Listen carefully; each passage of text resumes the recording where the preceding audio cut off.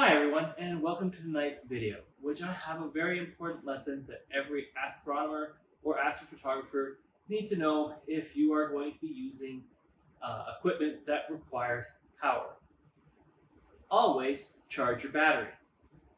Always keep your battery charged, and definitely, when it's cold outside, don't leave your battery outside because it really depletes the charge.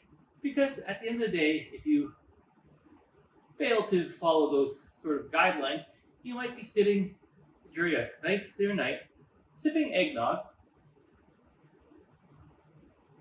while everyone else is out imaging because your battery is currently charging, and you hope, small little hope there, that you're able to maybe go out before midnight and get something on a short charge battery.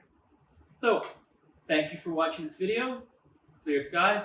And just remember, if you have a powered scope, powered camera, powered computer, laptop, etc., it's a good idea to make sure the batteries are charged. Or get one of those cool battery pack cable things that allows you to plug directly into the mains. So this has been an astronomy moment.